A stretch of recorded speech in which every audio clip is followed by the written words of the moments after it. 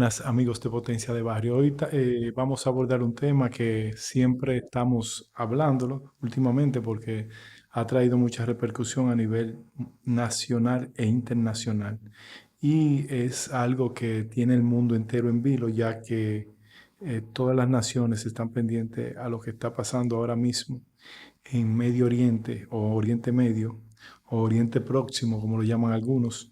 Eh, pero primeramente vamos a remontarnos a de dónde viene ese pueblo que se está, eh, que se está jugando su existencia contra Estados Unidos e Israel, que se llama el pueblo de la antigua Persa. Entonces, el origen y el primer gran imperio de la Edad de Oro, Imperio Persa, Aquimenia, 500 años antes de Cristo. Duró desde 550 años antes de Cristo a 330 años después de Cristo. Fue fundado por Ciro el Grande. Si recordamos, Ciro el Grande fue el salvador de lo que se llama ahora ese mismo pueblo que ellos están peleando, que le dio la libertad e inclusive los reconoció a los hebreos. Entonces, es una paradoja que en ese entonces Ciro los acogió y ahora están cada cual peleando por su existencia. Fundado por Ciro el Grande, fue el imperio más poderoso de su tiempo, abarcaba desde Egipto hasta India. Es decir, que este imperio tenía casi la mitad del mundo moderno. Ahora abarcaba el imperio persa. Tenía una administración avanzada respecto cultura religiosa, algo muy moderno para su época. En en su momento de mayor esplendor fue bajo Darío. ¿Por qué fue tan grande? Organización política eficiente, red de caminos como la Ruta Real, tolerancia cultural que ellos tuvieron en base a lo que hizo Ciro y que también continuó Darío. Ellos respetaban las religiones y se adaptaban inclusive a los pueblos. No era de estos imperios que aniquilaban a los otros imperios, sino que lo adaptaban a sus creencias y también tomaban lo mejor de los otros pueblos. La caída fue ante el imperio de Grecia, Macedonia. El imperio enfrentó la famosa guerra médicas contra las ciudades griegas. Finalmente fue conquistado por Alejandro Magno en, en el 330 a.C. Aquí empieza un patrón en la historia iraní. Pierde poder político, pero no su identidad cultural. El renacimiento del imperio persa. Eso fue 224 años después de Cristo hasta el 251 después de Cristo. Rival directo, el imperio romano. Restauró el orgullo persa y la religión zoroastriana. Fue una potencia militar durante siglos, pero fue debilitado por guerras constantes con Roma y los bizancios. Conquistó conquista islámica y la conquista islámica fue un cambio radical para ellos. En el siglo VII los árabes musulmanes conquistan Persia. Se introduce el Islam en el imperio persa y la clave fue que Irán no desaparece, sino que absorbe el Islam y lo adapta. Con el tiempo adapta el chiismo que lo diferencia el mundo, que es la diferencia del mundo árabe sunita.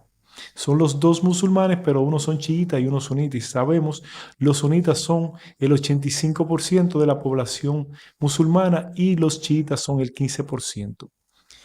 Invasiones devastadoras, pero que sobrevivieron Irán. Fue invadido varias veces, fue invadido por los mongoles en el siglo XVIII, bajo Genghis Khan, que también ha sido uno de los imperios más grandes que ha tenido la historia. Tamerlán en el siglo XVI. Estas invasiones destruyeron ciudades enteras, pero la cultura persa sobrevivió, idioma, literatura e identidad. Nueva edad de oro del imperio safávida. El 1501 a 1736 se establece el chiismo como religión oficial, unifican el territorio nadí iraní moderno, capital en Isfahán, una de las ciudades más bellas del mundo en su época. Aquí se forma Irán moderno culturalmente. descendencia y presión estratégica. En el siglo XVIII y siglo XX, Irán pierde poder frente a imperios como Rusia, Reino Unido, intervenciones extranjeras, corrupción interna y debilidad política. Se convierte en un país influenciado desde fuera. En el siglo XX, petróleo y revolución, dinastía Pahlaví.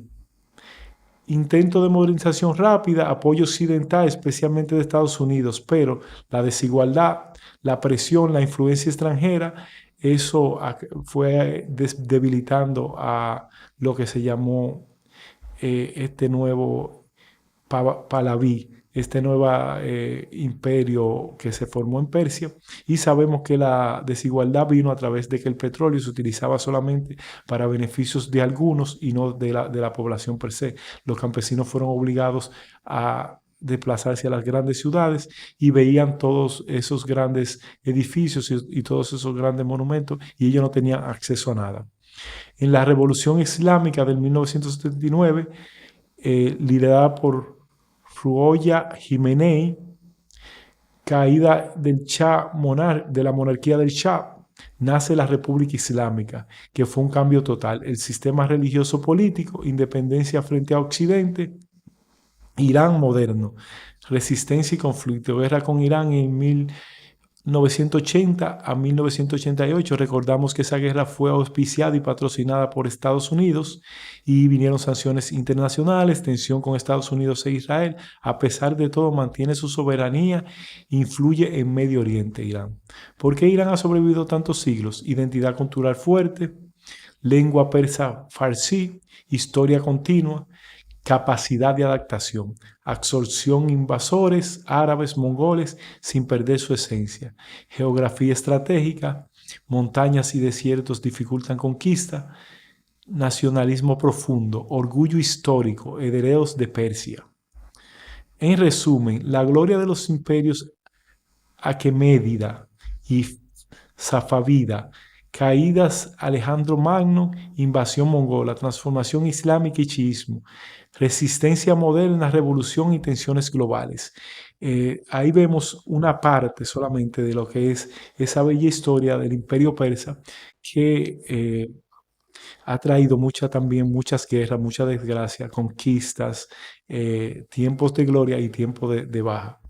Hoy vamos también a darle un recuento de lo que está pasando actualmente en Irán, en el Medio Oriente, en Oriente Medio y donde está involucrado Estados Unidos y también está involucrado Israel. El análisis que vamos a hacer es analizar con claridad la tensión actual entre Estados Unidos e Irán, las amenazas recientes y el peligro real que el mundo está tratando de evitar. Que se abra la puerta a un conflicto nuclear que cambie el orden mundial. Eso es lo que estamos tratando de evitar todos los seres humanos. Primero, pongamos la realidad militar sobre la mesa. Estados Unidos sigue siendo la mayor potencia militar del planeta, tiene el presupuesto de defensa más grande del mundo, más de 800.000 millones de dólares anuales, miles de aviones de combate, portaaviones nucleares, presencia militar en decenas de países. Irán, en cambio, no compite de frente, su presupuesto militar es mucho menor y su estrategia no es ganar una guerra directa, sino provocar crisis regional que encarezca el costo de cualquier ataque.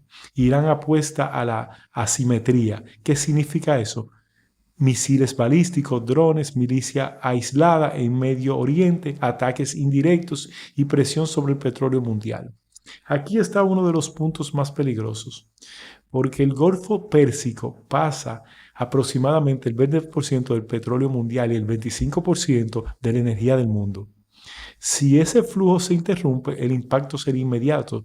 Subida de la gasolina, como hemos visto ya, el transporte, los alimentos y la inflación global. Porque también recuérdese que del petróleo nacen del gas natural nace la materia prima para lo que es los fertilizantes. Por eso, cuando se escucha amenazas de borrar del mapa, hay que entender que es una lengua de disuasión que usa Estados Unidos, es decir, mostrar fuerza para evitar que el otro se mueva. No significa que haya una decisión inmediata de guerra total, pero sí aumento de tensión. Ahora bien, ¿qué tendrá que pasar para que realmente estalle un conflicto? Hay tres escenarios principales. Primero, que Irán ataque directamente las fuerzas estadounidenses, bases militares o buques, que ya lo ha hecho. Si muere soldado estadounidense, que también ha pasado, pero no en gran magnitud, la respuesta militar sería casi inmediata. Segundo, que Irán intente bloquear el tránsito petrolero del Golfo. Eso obligaría a una intervención militar para reabrir la ruta, que también ya lo hemos visto. Tercero, que la inteligencia occidental concluya que Irán está a punto de tener un arma nuclear, que eso fue lo que la excusa de Donald Trump, y sabemos que no es realidad, que Irán no tiene un arma nuclear. En ese caso podrían ocurrir ataques preventivos contra instalaciones nucleares, como hemos visto muchos ataques nucleares a las instalaciones de Isfahan, de Natanz, y todas esas instalaciones han sido reiteradamente bombardeadas. ¿Por qué? Porque otros conflictos podrían escalar de la misma forma. En el caso nuclear, China podría endurecer su postura sobre Taiwán, Rusia podría aumentar la presión militar sobre Ucrania, otros países podrían aumentar y amenazar con armas nucleares, y amenazar también con su uso como opción real y no solo como amenaza. Esto es si vemos que Estados Unidos utiliza una bomba nuclear táctica. Eso sería un desastre para la población mundial. En ese escenario sería un cambio total de orden mundial. Pasaríamos de guerras convencionales a un escenario donde el uso nuclear táctico entra en cálculo militar. Y ahí el riesgo deja de ser regional y se vuelve global. Las consecuencias serían inmediatas: subida brutal del petróleo, caída del mercado financieros, interrupción del comercio marítimo, escasez de alimentos, crisis energética mundial, desplazamiento masivo de población y una carrera armamentística nuclear acelerada. Incluso un intercambio nuclear limitado podría causar cientos de miles de muertos en minutos, además de radiación, colapso sanitario y pánico global. Por eso, aunque hayan amenazas duras, todas las potencias intentan evitar cruzar ese punto, porque una vez se use un arma nuclear, el precedente queda establecido y el mundo entra en un territorio desconocido. En conclusión, Estados Unidos tiene superioridad militar total, Irán tiene capacidad de generar una crisis regional y económica. Una guerra directa sería peligrosa para todos, pero el verdadero temor del mundo no es quién gane la guerra, es que alguien use un arma nuclear y abra la puerta que después nadie pueda cerrar. Y con esto vamos a seguir con nuestro punto de vista diciendo que esas amenazas de Donald Trump se escuchan muy duras y también pueden ser objeto de realidades en un momento dado que no queremos. Entonces estamos hablando del tema nuclear porque nadie le conviene un tema nuclear, nadie le conviene que se abra esta puerta a que las potencias nucleares puedan manejar ese poder nuclear y usarlo tácticamente, porque eso abriría inclusive puede llegar hasta la destrucción del mundo en su totalidad como lo conocemos. Otro punto que tenemos que traer a colación es que está en vigencia ahora mismo un alto al fuego que lo violó Israel, porque Israel bombardeó en 10 minutos, arrojó más de 110 misiles balísticos a Beirut, destruyendo gran parte de la ciudad de Beirut, causando más de 200 muertos hasta la fecha y haciendo que se desplacen más de medio millón de personas en ese instante. Ya tenemos más de 1 millón de personas desplazadas y un sinnúmero de muertos. Esto se considera y lo considera la humanidad como un crimen de lesa humanidad, lo que Netanyahu está haciendo en este momento.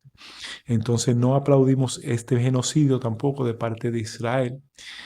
Tampoco aplaudimos el régimen de los ayatolás, que sabemos que es un régimen dictatorial, pero no apoyamos tampoco la postura de Israel. Hoy están reunidos los representantes de Estados Unidos y los representantes de Irán en el Medio Oriente, precisamente en la ciudad de Islamabad, donde se trata de llegar a un acuerdo que pueda perdurar en el tiempo. Pero lo que quiero acatar o atraer a colación con este comentario es que deseamos vehemente que Israel tome una postura más pacífica y que pueda llevar también consigo la insignia de lo que se llama la paz y que no siga incitando a que se llegue a una destrucción mayor, porque lo que llamamos ese pueblo que Israel está bombardeando ahora, son humanos, hay niños, hay mujeres, hay familias, y a nosotros como población nos duele. Y creo que las Naciones Unidas debe hacer un énfasis, un hincapié más grande en que estos genocidios paren, pero ya, porque esta población no tiene la culpa de esa guerra. Entonces, cuando tú usas también la población y bombardeas la población civil, ya eso no es una guerra limpia. Aunque del régimen tampoco usa una guerra limpia, pero lo que Israel está haciendo no es justificado. Entonces, con esto, Potencia de Barrio, con este breve resumen, le pide que se suscriban, que nos den like, que comenten, que nosotros respondemos sus comentarios y que por favor siempre se suscriban a nuestra plataforma Potencia de Barrio para que nos ayude a mantenerlos al día con noticias reales, noticias verídicas y noticias sin censura desde su plataforma Potencia de Barrio.